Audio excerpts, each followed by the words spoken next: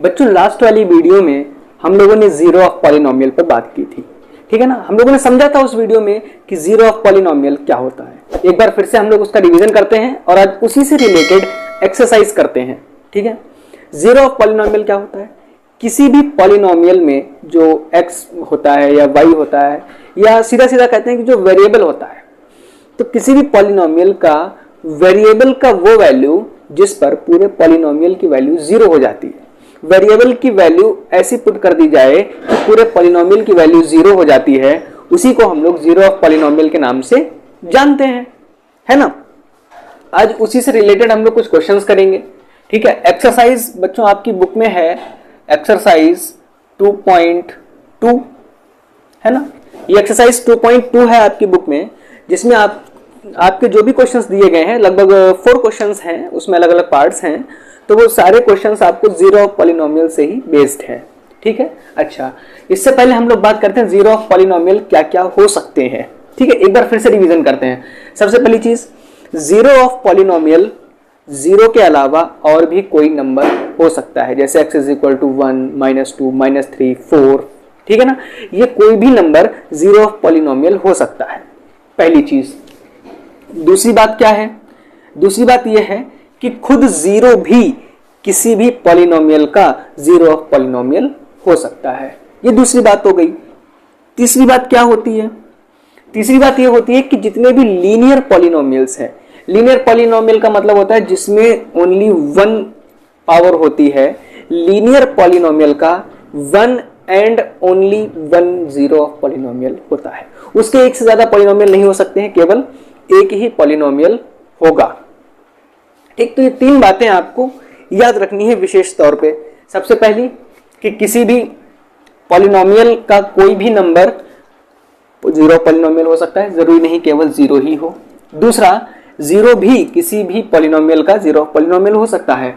और नंबर 3 कि जितने भी लीनियर पॉलिनोमियल्स हैं उनका केवल एक ही जीरो ऑफ पॉलिनोमियल होगा, ठीक है। ये 3 बातें आपको याद रखनी है। और अब हम लोग अपनी एक्सरसाइज की तरफ बढ़ते हैं, ठीक है। हमारी पहला क्वेश्चन है, फाइंड द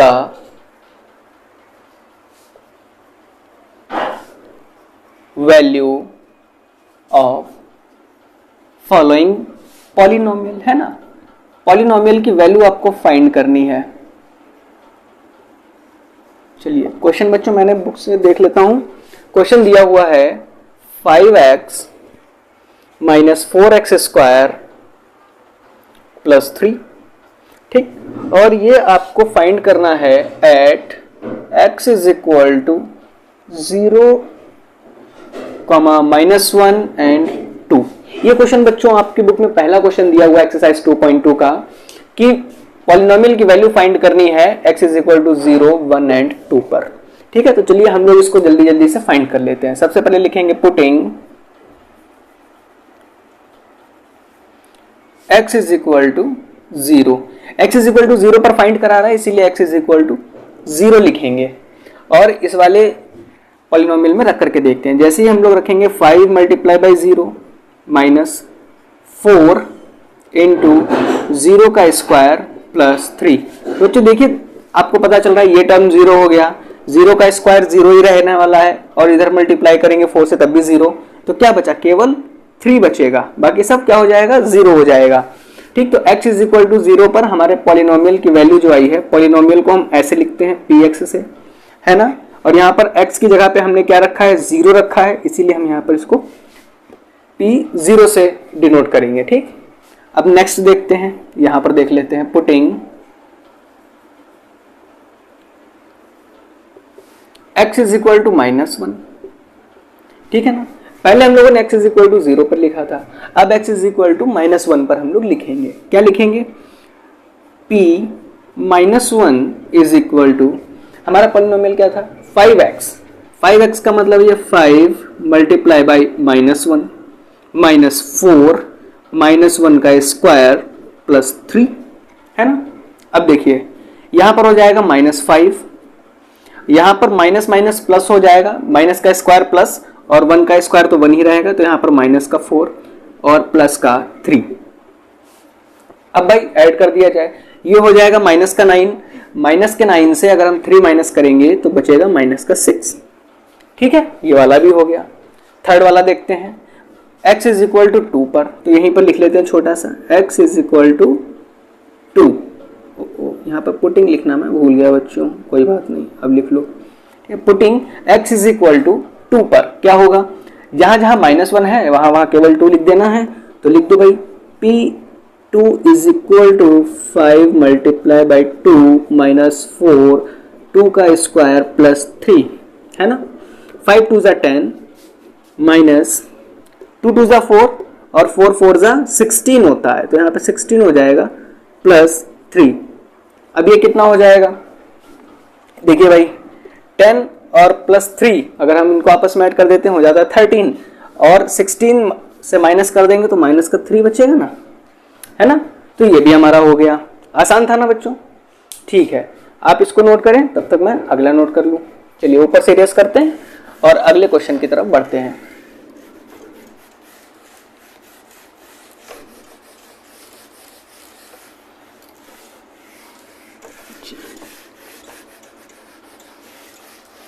चलिए अगला क्वेश्चन है हमारा सेकंड वाला, है ना।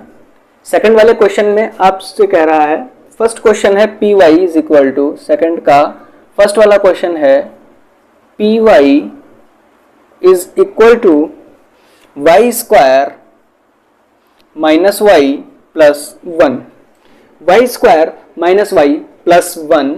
ठीक है, अब इसमें आपको क्या फाइंड करना है, इसमें आपको फाइंड करना है, फाइंड सबसे पहले 0 1 2, ठीक है, सबसे पहले फाइंड करना है P0, फिर फाइंड करना है P1 और फिर फाइंड करना है P2। ठीक है, अब ये देखो कितना आसान है बच्चों, इसमें इन्होंने P0 कह दिया है। P0 का मतलब है x इज इक्वल टू 0 रखना है, P1 का मतलब है पॉलिनोमियल में x की वैल्यू को 1 रखना है, और P2 का मतलब x की वैल्यू को 2 रखना है ना। सिंपल है, बिल्कुल सेम। यहाँ पर सॉरी x की बात बच्चों मैंने की थी, लेकिन ये पॉलिनोमियल y में है, इसीलिए हम लोग यहाँ पे py यानी y की वैल्यू हम लोग 0 1 और 2 रखेंगे। ठीक, रखिए P0, सबसे पहले P0 पर बात करते हैं हम लोग। P0 इज इक्वल टू क्या हो जाएगा, 0 माइनस 0 प्लस 1, कैसे, 0 का स्क्वायर है यहाँ पे। अब देखिए यहाँ पे क्या केवल प्लस 1 ही तो बचेगा, तो यहाँ पर 1 रख दिया, हो गया। आसान था ना बच्चों, बहुत ही आसान बच्चों ये क्वेश्चंस हैं, बस आप एक बार अच्छे से समझ लेंगे तो अगर ये क्वेश्चन आपके एग्जाम में आया तो आप एक भी नंबर का छोड़कर नहीं आएंगे, ये मेरी गारंटी है, अगर आप ये क्वेश्चन अच्छे से समझ लेते हैं तो। नेक्स्ट देखिए P1, P1 में हम लोग क्या करेंगे, जहां जहां y है वहां वहां 1 रख देंगे। 1 का स्क्वायर माइनस 1 प्लस 1, अब 1 का स्क्वायर 1 होता है, माइनस 1 प्लस 1, ठीक, ये आपस में होगा कैंसिल, बचा क्या, सिंगल 1 बचा, है ना। ये भी सिंपल था। अगला देखते हैं, अगला यहां पे देख लेते हैं P2। अब क्या करें, P2 रख करके देखते हैं। तो जैसे ही हम लोगों ने y स्क्वायर की जगह पे 2 का स्क्वायर रखा, माइनस का 2 किया, प्लस का 1 किया, अब क्या वैल्यू हो जाएगी, 2 2 4, 4 माइनस 2 प्लस 1, कितना हो जाना चाहिए, 4 माइनस 2, 2 बचेगा, उसमें 1 ऐड कर देंगे, 3 हो जाएगा, है ना। P2 की वैल्यू 3 आई। चलिए बच्चों, सिंपल क्वेश्चन है ना बच्चों, कमेंट करके जरूर बताना समझ में आ रहे हैं या नहीं आ रहे हैं, कि हम मेहनत किए जा रहे हैं और आपको समझ ही ना आ रहा हो, है ना। चलिए ये वाला क्वेश्चन बच्चों आपने नोट कर लिया होगा। अब सेकंड वाला क्वेश्चन हम लोग करते हैं, है ना, इसी का सेकंड पार्ट। ये तो फर्स्ट था, सेकंड क्वेश्चन का फर्स्ट वाला था, अब इसका सेकंड वाला करते हैं। क्वेश्चन सेम है, उसमें भी हमको P0, P1 और P2 की वैल्यू निकालनी है। क्वेश्चन क्या हो जाएगा इस बार जो पॉलिनोमियल हमको दिया गया है वो t में दिया गया है, x में भी होता है, y में भी होता है, इस बार t में दिया गया है। क्या दिया गया है, 2 plus t plus 2t square, 2t square minus का t क्यूब, है ना, ये दिया गया है। और सबसे पहले आपसे कह रहा है P0 फाइंड करना है, तो फिर से वही बात, P0 का मतलब t की जगह पे 0, तो 2 प्लस 0 प्लस 2 मल्टीप्लाई बाई 0 का स्क्वायर माइनस 0 का क्यूब, है ना। सिंपल है, क्या बचेगा, देखो ये तो 0 है ही, ये वाला टर्म भी 0 हो जाएगा और ये भी 0 हो गया, बचा क्या, सिर्फ 2 बचा, और यही आपका आंसर हो गया। नेक्स्ट करो P1 पर करो, P1 के लिए क्या हो जाएगा, 2 +1 + 2 1 का स्क्वायर माइनस 1 का क्यूब। ठीक है ना। यहां पर जहां जहां टी था वहां वहां हमने 1 पुट कर दिया। अब 1 पुट करने पर क्या आंसर आएगा, 2 + 1 प्लस ये 2 × 1 हो जाएगा तो 2 ही बचेगा और माइनस का ये वाला 1 बचेगा। 1 से 1 कैंसल, 2 + 2 प्लस का 4, है ना। आसान क्वेश्चन है बच्चों, बहुत ज्यादा टफ नहीं है। ठीक है ना, छोटे छोटे क्वेश्चन हैं। आगे समझते हैं, एक और करते हैं, P2 के लिए भी कर लेते हैं, है ना। P2 के लिए कैसे करेंगे, ओ ये सेकंड पार्ट था बच्चों। P2 के लिए कैसे करेंगे, जहां जहां T था वहां वहां 2 रख देंगे, तो 2 + 2 + 2 का स्क्वायर माइनस 2 का क्यूब, है ना, यही तो बनेगा। अब देखो 2 + 2 होता है 4, तो 4 लिख दो। यहां पर 2 × 2 = 4 हो जाएगा और 4 × 2 = 8 हो जाएगा, तो प्लस का 8 लिख दिया। यहां पर माइनस का 8 हो जाएगा ना बच्चों, 2 की पावर 3 है, इसका मतलब 8 लिखा हुआ है। अभी इस 8 से ये 8 कैंसिल हो गया और ये 4 बचा। ठीक है, कितनी आसानी से बच्चों ये सारे क्वेश्चंस हो गए। बहुत ही छोटे छोटे से क्वेश्चंस हैं लेकिन बहुत ही इंटरेस्टिंग से क्वेश्चंस हैं, है ना। इसमें इंटरेस्ट अच्छा आता है बच्चों को, खूब काट पीट करने में मजा आता है। चलिए अब हम लोग बात करते हैं क्वेश्चन नंबर 3 की। बच्चों इसके और भी पार्ट है, मैंने 2 लगा दिए हैं, लगभग इसके शायद 3-4 पार्ट बचे होंगे। मैं ये चाह रहा हूं कि वो 3-4 पार्ट्स आप लोग घर में करें, ठीक है ना, करके उसको देखें कि क्या उनके आंसर्स भी बिल्कुल ऐसे ही आ रहे हैं, मतलब आप आसानी से कर पा रहे हैं या नहीं। अगर कर पा रहे हैं तब तो बहुत ही अच्छी बात है, और अगर नहीं कर पा रहे हैं तो कोई भी चिंता की बात नहीं है, आप हमें कमेंट करके बताएं, हम लोग बचे हुए पार्ट पर भी एक वीडियो शूट कर देंगे, है ना, और इस तरीके से आपकी एक्सरसाइज पूरी हो जाएगी। लेकिन बच्चों मेरा कहना यह है कि आपको सबसे पहले खुद लगा करके जरूर क्वेश्चंस देखने चाहिए, है ना। अब जैसे कि थर्ड वाला है, इसमें इन्होंने Px = दे दिया है, ये क्वेश्चन भी बच्चों आपकी बुक में ही है। Px = 3x + 1 और कह रहा है कि x = -1/3 पर वेरीफाई करिए कि क्या ये जीरो ऑफ पॉलिनोमियल है या नहीं है। मतलब x = -1/3 की जो वैल्यू है क्या वो जीरो ऑफ पॉलिनोमियल है या नहीं है। ठीक है, तो हम लोग क्या करेंगे, x = -1/3 लिखना है तो यहां लिख देते हैं -1/3 = 3 -1/3 + 1। ठीक है, इस 3 से ये 3 कैंसिल हो जाएगा, -1 + 1 ये भी आपस में कैंसिल हो गए और 0 आ गया। तो हम ये कह सकते हैं कि x = -1/3 is the zero of polynomial, है ना। यहां से ये बात प्रूफ हो गई कि जरूरी नहीं है कि जीरो ऑफ पॉलिनोमियल हमेशा 0 ही हो, है ना। देखो इसका वैल्यू 0 हो गया ना, -1/3 रखने पर इस वाले पॉलिनोमियल की वैल्यू 0 हो गई। ये हमारा फर्स्ट पार्ट था। अब इसी का सेकंड पार्ट करते हैं, है ना। 1-2 पार्ट बच्चों और इसी टाइप के लगाएंगे तो आपको और भी अच्छे से समझ में आ जाएगा। जैसे Px = ये इसका थर्ड पार्ट है बच्चों क्वेश्चन का, है ना। ये आपका 3rd नंबर पे क्वेश्चन दिया हुआ है बुक में, Px = x² - 1 और इसमें क्या कह रहा है, एट x = 1 एट x = 1, -1। इसमें आपसे 2 वैल्यूज निकलवा रहा है, 1 पे निकलवा रहा है, फिर -1 पे भी निकलवा रहा है ना। कोई टेंशन की बात नहीं है। सबसे पहले हम लोग x = 1 लेते हैं, तो हम लोग लिखेंगे P1 = x² की जगह पर 1 का स्क्वायर हो जाएगा -1। ठीक, 1 का स्क्वायर 1 ही होता है और 1 - 1 = 0। सॉल्व हो गया ना। अगला देखते हैं, p की जगह पर x की जगह पर इस बार -1 रखेंगे, पहले +1 रखा था, इस बार -1 रखेंगे। तो -1 = -1 का स्क्वायर -1। अब देखो -1 का स्क्वायर क्या होगा, +1 हो जाएगा ना, माइनस माइनस प्लस हो जाएगा और 1 का स्क्वायर 1 ही रहेगा, 1 - 1 इज ऑल्सो 0। ठीक, अब देखो हमारी वो वाली बात भी ठीक हो गई है कि जरूरी नहीं है कि किसी भी जीरो ऑफ पॉलिनोमियल एक ही नंबर हो, कोई भी 2 वैल्यूज भी जीरो ऑफ पॉलिनोमियल हो सकती हैं। बस शर्त क्या है, जो पॉलिनोमियल है वो लीनियर नहीं होना चाहिए, क्योंकि जो लीनियर पॉलिनोमियल्स होते हैं उसका जीरो ऑफ पॉलिनोमियल केवल एक ही होगा, ये बात बच्चों याद रखेंगे। यहाँ पर आप ऐसे भी समझ सकते हो कि इसकी 2 पावर लगी हुई है, शायद इसीलिए 2 आ गया, है ना, 2 जीरो ऑफ पॉलिनोमियल्स आ गए, जैसे भी आप समझना चाहो। मेन मकसद है कि आपको समझ में आना चाहिए कि आखिर मैं कहना क्या चाह रहा हूं, है ना। कहने का मतलब यही है कि अगर लीनियर ऑफ पॉलिनोमियल होगा तो सिर्फ एक ही जीरो ऑफ पॉलिनोमियल होगा। इस बात को बिल्कुल याद कर लो, गाने की तरह रट लो बच्चों, है ना। लेकिन जरूरी नहीं है कि अगर लीनियर ऑफ पॉलिनोमियल नहीं है और उसका एक ही जीरो ऑफ पॉलिनोमियल हो। अगर लीनियर है तो एक होगा, अगर लीनियर नहीं है तो उसके एक से ज्यादा पॉलिनोमियल्स, वो जीरो ऑफ पॉलिनोमियल्स हो सकते हैं। थर्ड क्वेश्चन भी बच्चों हम लोगों ने कर लिया, है ना। अब सिर्फ फोर्थ क्वेश्चन बचा हुआ है। इस फोर्थ क्वेश्चन का भी हम लोग 1-2 पार्ट जरूर करेंगे। इसमें फाइंड करना है, find the value of x. इसमें लिखा हुआ है फाइंड द, तो इसको थोड़ा सा लिखते हैं ऐसे कि find the value of x नहीं होना चाहिए, find the zero of polynomial, है ना। Find the zero of polynomial लिखते हैं, जीरो ऑफ पॉलिनोमियल। अब हम लोग फाइंड करेंगे कि आखिर जीरो ऑफ पॉलिनोमियल कैसे निकालें, किसी भी पॉलिनोमियल का जीरो ऑफ पॉलिनोमियल कैसे निकालें। फर्स्ट क्वेश्चन समझते हैं।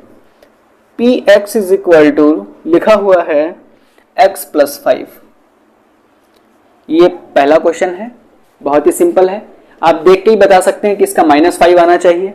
क्यों? क्योंकि जीरो ऑफ पॉलिनोमियल का मतलब है x की वो वैल्यू, y की वो वैल्यू, वेरिएबल की वो वैल्यू जिससे पूरे पॉलिनोमियल की वैल्यू 0 हो जाए, है ना। तो यहां पर आप जैसे -5 रखेंगे वो +5 से कैंसिल हो जाएगा और वैल्यू 0 बन जाएगी। लेकिन इसको लिखें कैसे? तो हम लोग इसको ऐसे लिख सकते हैं, px इज इक्वल टू 0 लिखें, ठीक है। अब px की वैल्यू कितनी है? x प्लस 5, तो x plus 5 is equal to 0 हो जाएगा ना। x को इधर ही रहने दो और 5 को उधर भेज देंगे तो क्या हो जाएगा? -5। तो ये हमने फाइंड कर दिया जीरो ऑफ पॉलिनोमियल का value x is equal to -5 आएगा। अगर x इज इक्वल टू -5 हम लोग इसमें रखेंगे तो वैल्यू क्या हो जाएगी? 0 हो जाएगी, है ना। सेकंड वाला देखते हैं। क्वेश्चंस बच्चों बहुत ही आसान है, बस आप समझने को तैयार हो जाएं।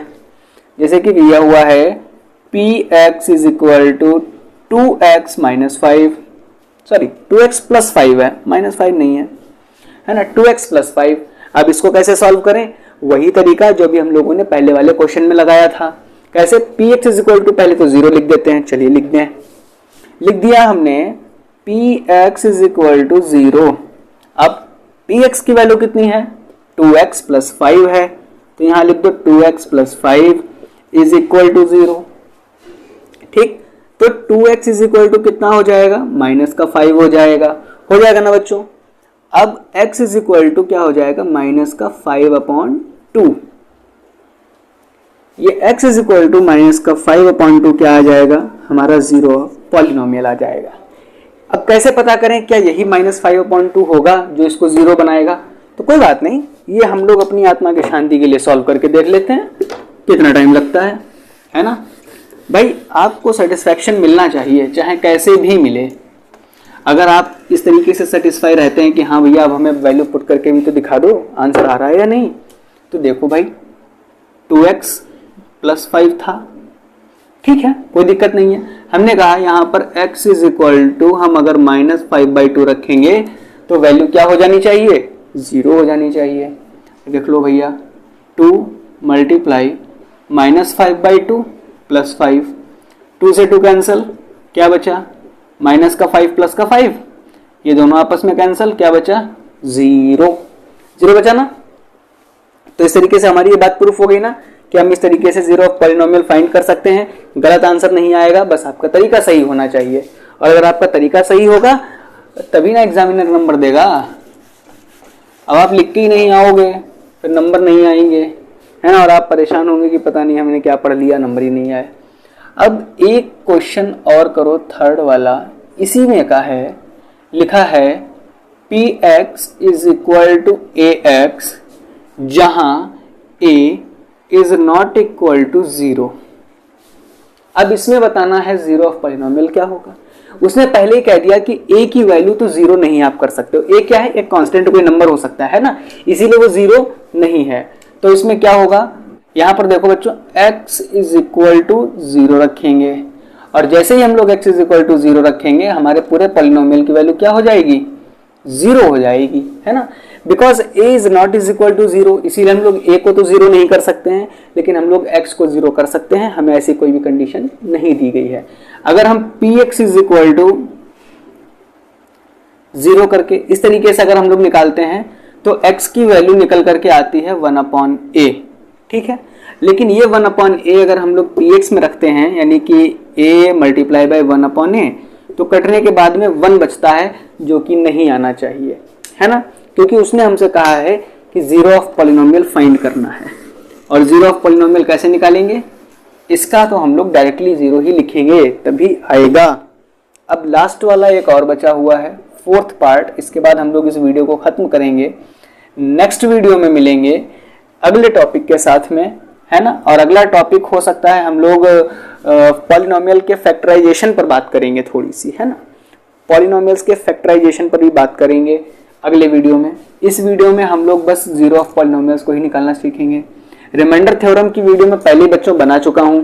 अगर आपने अभी तक उस वीडियो को नहीं देखा है तो हमारे चैनल पर जाइए और फटाफट से उस वीडियो को देख करके आइए, क्योंकि फैक्टराइजेशन में आपको वहां से बहुत ज्यादा हेल्प मिलने वाली है।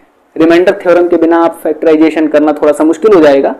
आप लोग वहां से फैक्टराइजेशन थ्योरम को रिमाइंडर थ्योरम को देख करके आइए, और फिर हमारा वाला वीडियो ये देखिएगा जो इसके बाद आने वाला है ना, वो फैक्टराइजेशन ऑफ पॉलिनोमियल्स पर ही डिपेंडेंट होगा। चलिए इस पे क्या करेंगे हम लोग, px इज इक्वल टू 0 लिखेंगे, 3x minus 2 is equal to 0 कर लिया, तो 3x इज इक्वल टू क्या हो जाएगा, 2। Then x is equal to क्या हो जाएगा, 2/3 इक्वल टू 2/3 हो जाएगा, और यही हमारा जीरो ऑफ पॉलिनोमियल होगा। कैसे होगा, 3x माइनस 2 है, चलो इसको भी रख करके देख लो भाई क्या जाता है अपने पास से, है ना। बस थोड़ा सा टाइम लगेगा लेकिन आपको अच्छा सा समझ में आएगा, और भाई हम तो यही चाहते हैं कि आपको अच्छा समझ में आए। 3 से 3 cancel, 2 minus 2 is equal to 0, है ना, बन गया ना जीरो ऑफ पॉलिनोमियल। कितना आसान था। चलिए कोई बात नहीं, आज के इस वीडियो को हम लोग अब यहीं पे ख़त्म करते हैं, ठीक है। आज क्या इस वीडियो में आपने जीरो ऑफ पॉलिनोमियल पे बहुत ज़्यादा सवाल देख लिए, बहुत ज़्यादा देख ही लिए होंगे, क्योंकि मुझे पता है वीडियो लगभग हो गया होगा 15-16 मिनट का, तो आप लोग बोर हो गए होंगे। खैर, आप लोग कोशिश करिएगा कि ये सारे सवाल आप लोग अपनी बुक से देखें और अपनी कॉपी पर फेयर करने की कोशिश करें। अगर किसी भी सवाल में आपको कोई भी दिक्कत आती है तो आप हमें कमेंट करके ज़रूर बताएं, हम लोग उस पर तुरंत ही वीडियो बनाएंगे, है ना, और फिर से एक बार जीरो ऑफ पॉलिनोमियल पर बात करेंगे। तब तक आज के लिए बस इतना ही रखते हैं, मिलते हैं अगले वीडियो में एक नए टॉपिक के साथ में।